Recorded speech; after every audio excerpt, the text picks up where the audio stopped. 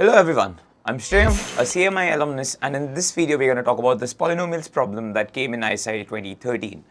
So the question goes something like this: let Px and Qx be two polynomials, both of which have their sum of coefficients equal to s. Let P and Q satisfy this relation where Px whole cubed minus Qx whole cube is equal to P of x cube minus Q of x cube. Then show that the first part is there exists an integer a greater than equal to 1 and a polynomial rx with r not equal to 1 such that px minus qx is equal to x minus 1 whole to the power a times rx. And the second part is you have to show that s square is equal to 3 power a minus 1, where a is the one you got in the previous question. So let's start off with the first part. So the first part is pretty straightforward. We know that the sum of the coefficients of both p and q are equal to x. So if I consider a polynomial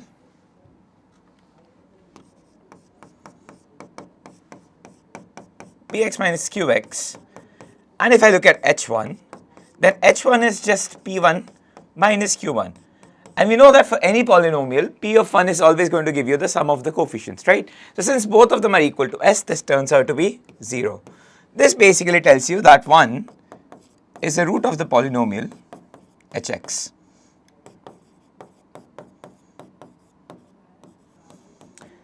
Now the thing is, we don't really know how many times 1 will occur as a root. It could be a multiple root, right? So that's why let's assume that this root 1 occurs with a multiplicity of a. Then we can take all the factors of x minus 1 outside and we can write that hx, which is nothing but px minus qx,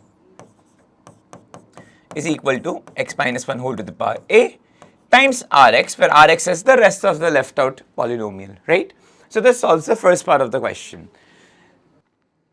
Now let's look at the second part of the question. So the second part of the question is show that s square is equal to 3 power a minus 1. So over here, we already have a relation between p and q. So let's try using that.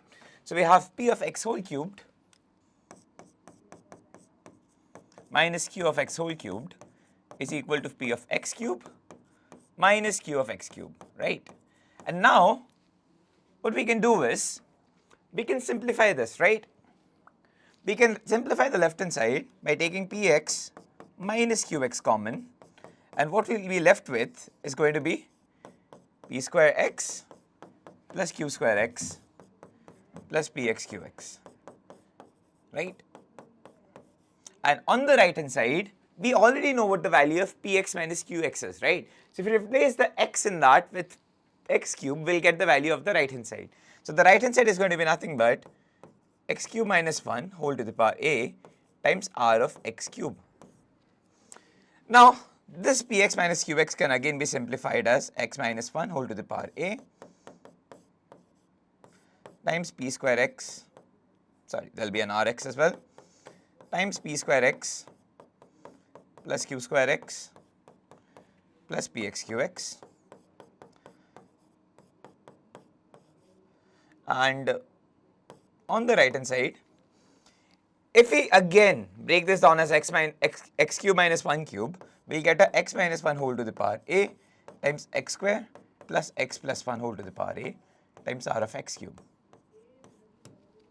Now since these are polynomials on both sides, if these are equal, we can always cancel out this factor of x minus 1 from both sides. So cancelling that out, and after this we can put x equal to 1 in this, right? Because we know that r1 is non-zero, right? So we can put 1 in this equation and we'll get r1 times p1 square is just s square, q square is also s square, p1 q1 is also s times s, which is s square. And on the right hand side, if you put x equal to 1, you get 3 power a times r of 1. So again, r1 is non-zero, so you can cancel it out. So you basically get 3s square is equal to 3 power a. Cancelling out 1 3 from both sides, we get that s square is equal to 3 power a minus 1, which is precisely what we wanted. So if you enjoyed the video, please do let us know in the comments. Thank you.